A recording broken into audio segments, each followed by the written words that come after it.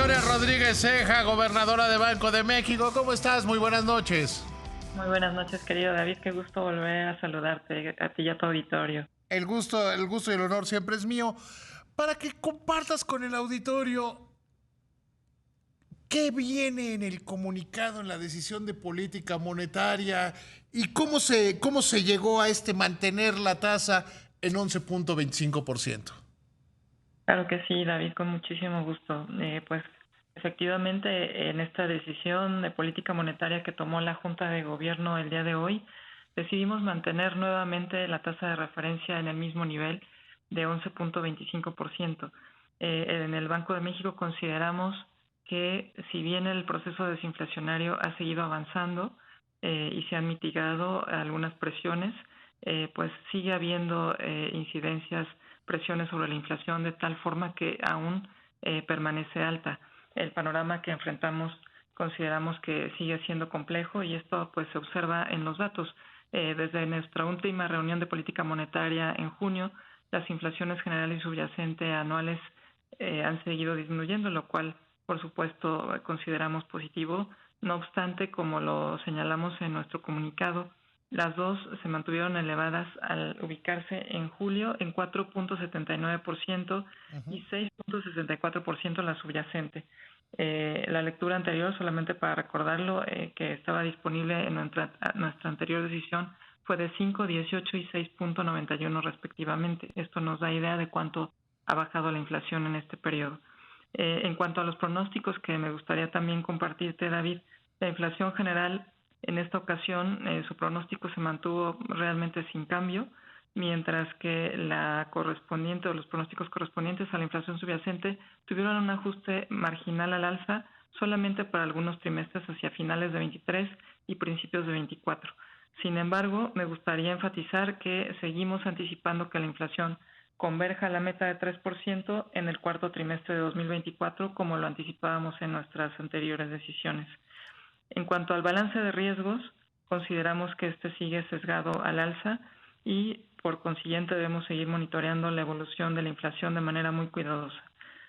Por lo anterior, anunciamos en el comunicado de hoy que estimamos que el panorama inflacionario será complicado e incierto, con riesgos al alza, y que para lograr la convergencia ordenada y sostenida de la inflación general a la meta de 3%, consideramos, David, que será necesario mantener la tasa de referencia en su nivel actual durante un periodo prolongado.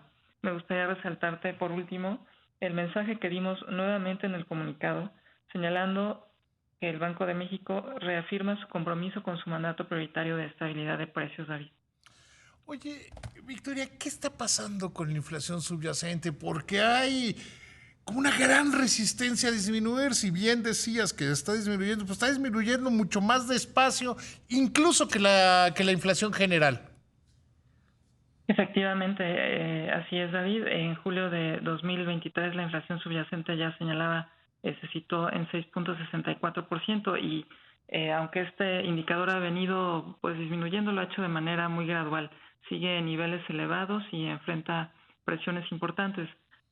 Recordemos, bueno, si bien la inflación anual de mercancías alimenticias ha disminuido, esta continuó reflejando las presiones sobre costos de producción derivadas de incrementos en precios de insumos como las materias primas alimenticias, fertilizantes, energía que hemos visto a lo largo de este tiempo.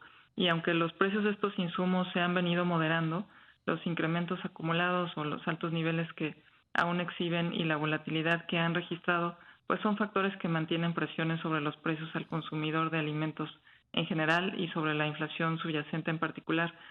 Otro factor es la evolución de las referencias internacionales de insumos alimenticios, que parece tener un efecto asimétrico sobre la inflación de alimentos. Es decir, se estima que su efecto sobre los precios al consumidor es mayor cuando aumenta que cuando disminuye. Eh, Adicionalmente, observamos que la inflación de servicios sigue alta, esto también forma parte de la inflación subyacente, y esto podría estar relacionado con pues todos los choques acumulados que los han afectado desde la pandemia. En este contexto de elevada demanda por servicios luego del confinamiento, los incrementos que se han observado en los costos de diversos insumos parecen comenzar a reflejarse más directamente en sus precios. Pues de esta forma la inflación subyacente anual, como te decía, ha comenzado a descender, pero aún se encuentra en estos niveles elevados, tiene importantes desafíos, por lo que pues consideramos en el banco que debemos mantenernos atentos. Y parecería que hay más riesgo de que la inflación repunte el que había el mes pasado, quizás hace 2 meses. ¿Cómo se contempla eso en la Junta de Gobierno? Mira, David, pues el proceso de desinflación en nuestro país, como te decía y lo señalamos en nuestro comunicado, ya ha comenzado. Lo señalamos también en el comunicado anterior. Ujú. Ya hemos visto una reducción importante de la inflación general. Si bien, como te decía, todavía estamos siendo muy cautelosos porque la reducción de la inflación general se puede atribuir en mayor medida a la menor inflación no subyacente y solo más recientemente a mayores contribuciones a la baja de la inflación subyacente. La inflación subyacente, decíamos, se mantiene en niveles elevados y si bien ha venido descendiendo, pues lo ha hecho de manera gradual, de tal manera que estaremos atentos hacia adelante para confirmar que el proceso de reducción de esta inflación se vaya dando. Esto se ha desarrollado en un entorno complejo.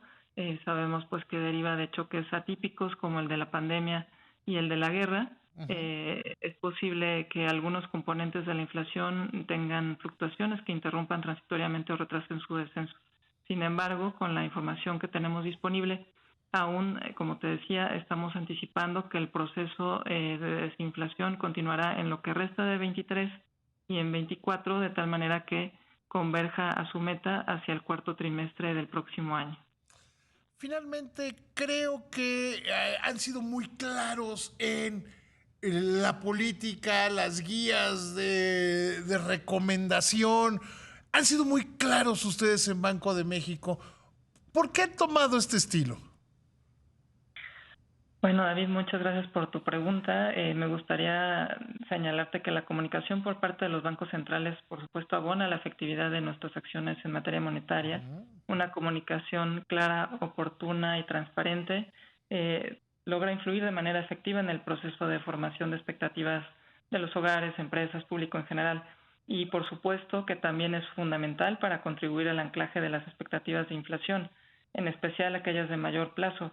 Aquí me permitiría señalarte para ilustrar la efectividad de nuestras acciones, incluida nuestra comunicación, que en el episodio inflacionario de la pandemia y posteriormente el de la guerra que se le sumó, cuyos efectos económicos continúan estando presentes, el anclaje de las expectativas de inflación de mayor plazo se ha preservado, lo que es fundamental.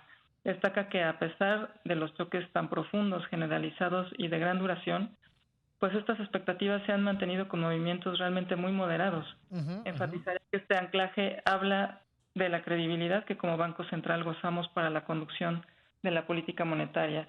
Adicionalmente, en un recuadro que se publicó en el informe trimestral más reciente, se observan mejoras que ha habido en nuestros comunicados de las decisiones de política monetaria y las minutas correspondientes, reconociendo, por supuesto, que la comunicación de los bancos centrales siempre es un proceso de mejora continua.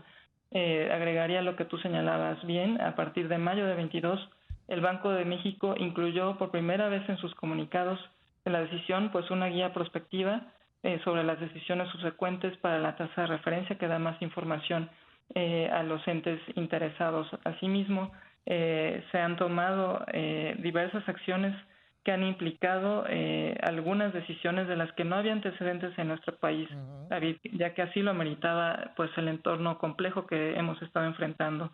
Finalmente, más que definir el estilo actual del banco, me gustaría señalar pues que de acuerdo a nuestro objetivo prioritario, y gracias por darme la oportunidad de reiterarlo, somos un banco central plenamente comprometido con procurar la estabilidad del poder adquisitivo de nuestra moneda nacional, David.